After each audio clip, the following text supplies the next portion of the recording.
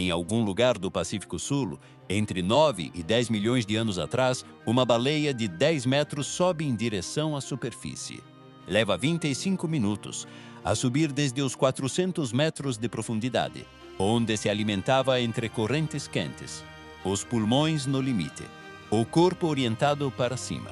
Acima dela, a 20 metros de profundidade, algo espera sem se mover. Não precisa se mover para saber onde está a baleia. Há 15 minutos que já sabe. Pesa 50 toneladas. Mede entre 13 e 17 metros de comprimento. Tem dentes em ambas as mandíbulas, em cima e embaixo. 17 por fila de cada lado, com 36 centímetros cada dente. E na cabeça, que ocupa 3 metros do seu comprimento total, existe um órgão capaz de mapear o oceano em completa escuridão a vários quilômetros de distância. A baleia chega a 10 metros da superfície. O Leviathan Melvillei já sabe exatamente o que vai acontecer nos próximos segundos. Desse encontro, ocorrido há 9 milhões de anos no Pacífico Quente, que então cobria o que hoje é a costa árida do Peru, não existe registro direto. O que existe é um crânio. Em novembro de 2008, uma equipa de paleontólogos que trabalhava na Formação Pisco, a 35 quilômetros a sudoeste da cidade de Ica, encontrou algo a emergir dos estratos sedimentares do deserto costeiro. Um crânio parcialmente preservado, 3 metros de comprimento, 1,90 m de largura, dentes em ambas as mandíbulas, intactos, de 36 centímetros. O paleontólogo Olivier Lambert, do Institut Royal des Sciences Naturelles de Belgique, liderou a equipa que publicou a descoberta em 2010 na revista Nature. O que escreveu no resumo era técnico e contido. O que disse em entrevistas posteriores foi mais direto. Era o maior crânio de qualquer predador raptorial que alguma vez existiu neste planeta. Tudo o que sabemos sobre o Leviathan Melvillei vem desse crânio, dos dentes que o acompanhavam e de comparações com outros fiseteroides. O corpo completo é uma inferência construída sobre décadas de anatomia comparativa. Não existe o esqueleto inteiro. Não existe a imagem definitiva, apenas o crânio. E o crânio diz o suficiente. O nome que a equipa queria dar ao animal não era Leviathan, era Leviathan. O monstro bíblico do mar, a criatura do Antigo Testamento que nenhuma arma conseguia ferir, que vivia na fronteira entre o mundo conhecido e o que não tem nome. Leviathan, em homenagem ao monstro, e Melvillei, em homenagem ao autor de Moby Dick. Mas Leviathan já pertencia à taxonomia. Um mastodonte do século XIX tinha sido batizado com esse nome em 1841. A nomenclatura binomial não permite duplicados. Os autores procuraram outra opção e escolheram Leviathan, a transliteração hebraica do mesmo termo, sem abrir mão do significado. O nome que queriam já pertencia a algo mais pequeno. O nome que conseguiram diz exatamente o mesmo em hebraico antigo. O que essa descoberta revelou nos estratos do deserto peruano abriu uma pergunta sobre o Mioceno tardio que a paleontologia oceânica suspeitava, mas não conseguia documentar nessa escala. Se o oceano de há 10 milhões de anos conseguia sustentar simultaneamente 2 predadores de topo com massa comparável, com estratégias de caça diferentes, no mesmo troço de água, caçando presas que se sobrepunham. E se ambos desapareceram juntos, o caso constrói-se peça a peça, 3 metros. Para teres noção da escala, o crânio de um cachalote macho adulto moderno tem aproximadamente 1,5 m de comprimento. O crânio do Leviathan Melvillei duplica isso. Um crânio de 3 metros num fisetérido, que é a família que inclui o cachalote, implica um corpo que os investigadores estimam entre 13 e 17 metros, comparável em comprimento ao cachalote macho adulto atual. Mas a arquitetura é completamente diferente. O focinho do cachalote moderno é longo e estreito. Ocupa 2/3 do comprimento craniano e está desenhado para a sondagem em profundidade e a captura de lulas por sucção. O focinho do Leviathan era curto e largo. A proporção entre comprimento e largura do rosto, medida no fóssil, reflete uma estrutura construída para outra coisa. E essa outra coisa fica clara quando se olha para a cavidade temporal, consideravelmente maior do que no cachalote moderno. Maior cavidade temporal significa mais espaço para músculo de fechamento mandibular. Mais músculo de fechamento significa maior força de mordida. O que os investigadores que publicaram a descoberta descreveram na Nature com a frase "a maior mordida tetrapodal registrada" reflete diretamente essa geometria craniana. A maior mordida de qualquer animal com 4 extremidades. Isso inclui tudo o que existiu em terra ou no mar desde que os vertebrados saíram da água. É isso que o crânio diz antes mesmo de chegar aos dentes. 36,2 centímetros. Essa é a longitude dos dentes maiores do exemplar tipo original de Leviathan melvillei. Os dentes de mordida funcional mais longos de qualquer animal conhecido, vivo ou extinto. As presas de elefante africano podem ultrapassar os 3 metros, as do narval os 2,7, mas servem para outras funções: cavar, combater rivais, exibir. Como ferramenta de captura de presa viva, nada no registro fóssil supera os 36,2 centímetros do Leviathan. A largura de cada dente na base chegava aos 10 a 12 centímetros. Uma garrafa de 2 litros de refrigerante tem aproximadamente essa circunferência e estavam em ambas as mandíbulas, superior e inferior. 17 em cada fila superior, 17 em cada fila inferior, todos entrelaçados ao fechar. O cachalote moderno tem dentes funcionais apenas na mandíbula inferior. A mandíbula superior tem cavidades, mas os dentes são vestigiais ou inexistentes. O cachalote não precisa deles. Localiza a lula a centenas de metros com o sosnar e sugar. Contato físico do dente com a presa é secundário. O Leviathan tinha dentes em cima e embaixo porque precisava que ambas as filas apertassem. Os dentes do Leviathan eram cônicos, ligeiramente curvados para trás, com raiz profunda no osso. Um dente cônico e curvado para trás não está desenhado para cortar. Está desenhado para perfurar e reter. Quando as filas superiores e inferiores de 36 centímetros se fechavam sobre um corpo de 10 metros, o entrelaçamento criava uma armadilha sem saída para qualquer coisa que pesasse menos que o animal que mordia. Em comparação, o Otodus megalodon, o maior tubarão conhecido, tinha dentes triangulares de até 18 centímetros com bordos serrilhados. Uma ferramenta de corte e separação de tecido. O tubarão branco atual usa o mesmo princípio.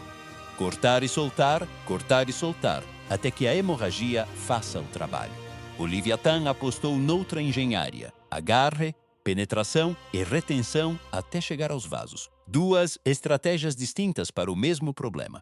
2 animais que partilharam o mesmo troço de oceano durante milhões de anos. E essas 2 estratégias coexistiram sem que nenhuma eliminasse a outra. Na parte superior do crânio do Leviathan há uma depressão côncava extensa. Os investigadores chamam-lhe bacia supracraniana. No cachalote moderno, essa estrutura aloja o órgão do espermacete. O órgão do espermacete do cachalote moderno gera pulsos de som que chegam aos 236 decibéis, o nível de pressão acústica mais alto produzido por qualquer organismo do planeta. Esses pulsos viajam a 1.500 metros por segundo na água, ricocheteiam em qualquer objeto com densidade diferente da água e regressam ao animal convertidos em informação espacial tridimensional. Um mapa do oceano circundante atualizado em tempo real. A bacia supracraniana do Leviathan era proporcional ao tamanho do seu crânio. Num crânio de 3 metros, isso implica um órgão de espermacete de escala significativamente superior ao do cachalote moderno. O que esse órgão produzia num animal daquela massa, em águas quentes e relativamente pouco profundas, onde a acústica mar funciona de forma diferente do que nas águas frias e abissais, onde caça o cachalote atual, é uma pergunta que o fóssil não consegue responder. O tecido mole não se fossiliza, a bacia está lá. O órgão que alojava, as suas capacidades exatas e os seus usos precisos no oceano miocênico são território da inferência. O que a inferência razoável permite estabelecer é que o Leviatã era um animal com sonar ativo, que esse sonar operava em águas onde a presa era detetável a distâncias de quilômetros, e que a baleia de 10 metros que subia para a superfície já era o foco desse sistema há 15 minutos antes de o encontro começar. A formação Pisco não guardava apenas o Leviatã. O deserto costeiro do Peru foi, há 9 milhões de anos, o fundo de um mar quente e extraordinariamente produtivo. Os seus estratos conservam tubarões, cetáceos, pinípedes, aves marinhas, peixes pelágicos e répteis marinhos. Uma fotografia quase completa do oceano que existiu. Entre os tubarões, o Todus megalodon, com dentes de até 18 centímetros e uma massa corporal estimada entre 20 e 60 toneladas, dependendo do espécime, foi o maior tubarão que alguma vez existiu. A sua força de mordida, calculada por várias equipas através de modelação biomecânica, atingia entre 10 e 18 toneladas métricas. Os dois animais partilham estratos na formação Pisco. Dois predadores de topo com massa comparável no mesmo oceano, no mesmo período geológico, com as mesmas presas no mesmo troço de água. O que acontecia quando coincidiam no espaço não tem resposta direta no registro fóssil. Se existia algum tipo de partilha de nicho implícita, se os adultos de um podiam ameaçar os juvenis do outro, se houve interações predatórias diretas entre eles. São perguntas em aberto. O que os estratos documentam é a coexistência. Um oceano que conseguia sustentar dois animais daquela escala ao mesmo tempo. E entre ambos havia um terceiro que merece ser nomeado. Acrophyseter deinodon foi outro fisetérido raptorial do mesmo período e da mesma formação. Menor que o Leviatã, com dentição funcional em ambas as mandíbulas e o mesmo modelo ecológico básico. Captura de presas grandes perto da superfície. Um competidor ecológico direto, de segunda categoria em termos de massa, mas com a mesma arquitetura fundamental. O oceano miocênico frente ao Peru não tinha um único predador cefálico dominante. Tinha pelo menos 3 formas distintas de o ser. O modelo de caça do Leviatã, que emerge da análise do crânio, diverge do cachalote moderno em quase todos os aspectos.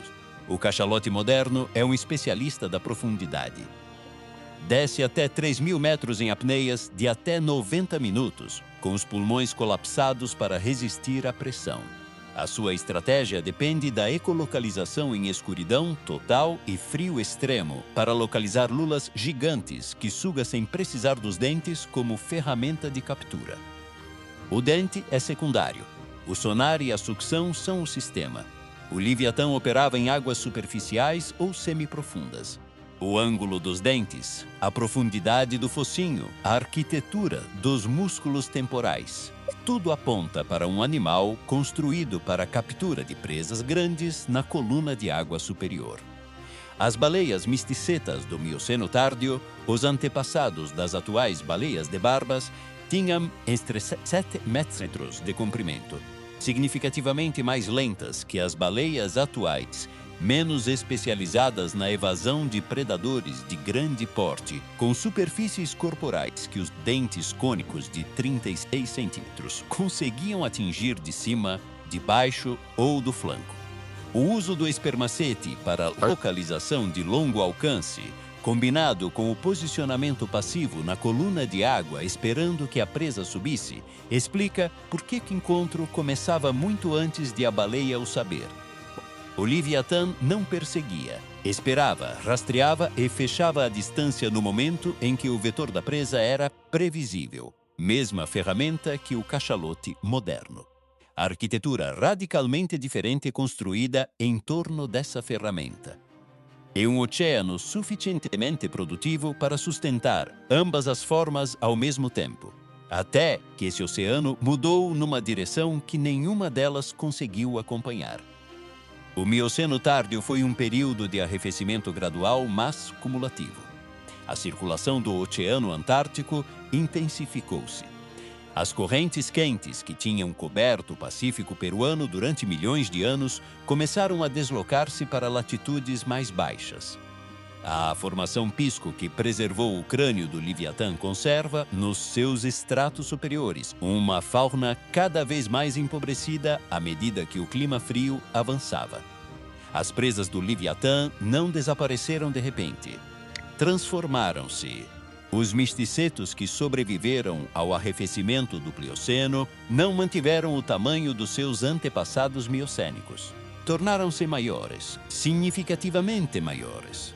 A seleção para grande escala corporal nas baleias de barbas, impulsionada em parte pela pressão dos grandes predadores do Mioceno, produziu, durante o Plioceno, animais que começaram a ultrapassar os tamanhos que o Leviatã caçara durante milhões de anos. Uma baleia de 20 metros não é a mesma equação que uma de 10. O Leviatã estava construído para presas de 7 a 10 metros. Quando essa faixa de tamanho deixou de ser a norma no oceano, a especialização que o sustentara tornou-se uma limitação, que o fóssil não podia prever.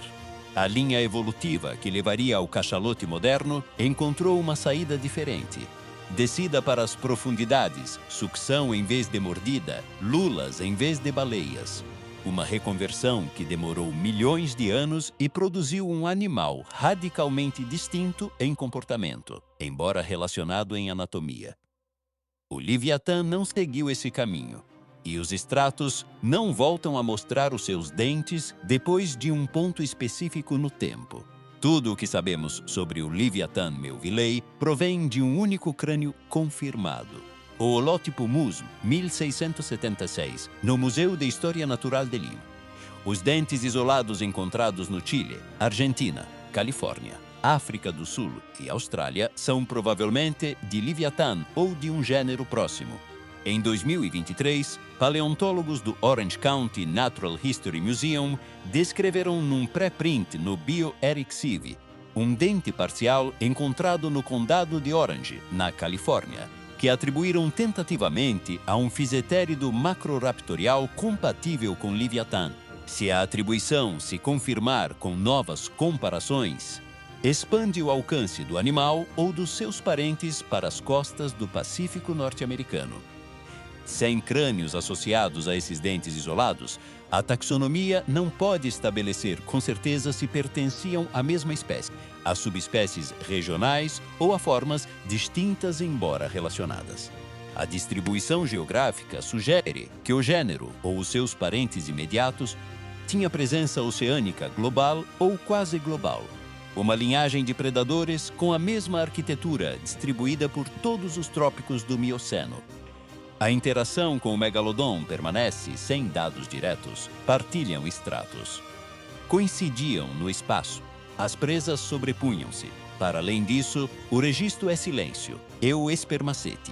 Sem tecido mole preservado, as capacidades acústicas exatas do Leviatã são inferidas da estrutura óssea.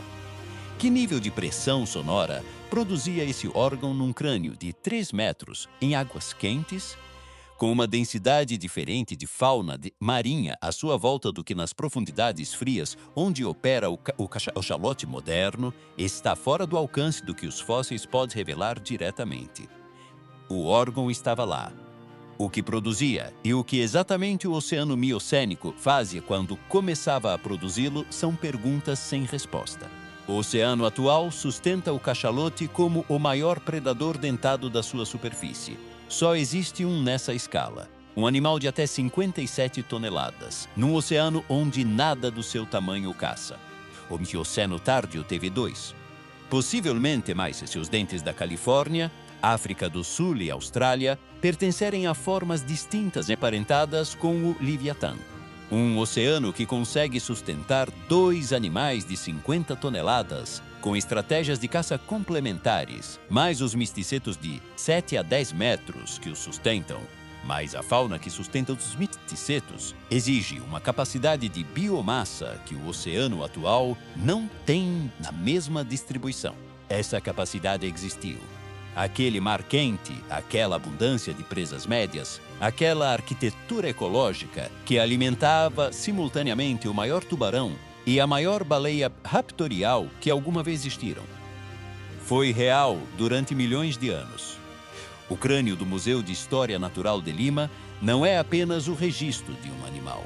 É o registro do que o oceano era capaz de produzir quando tinha a temperatura, os nutrientes e a biomassa disponíveis para o fazer.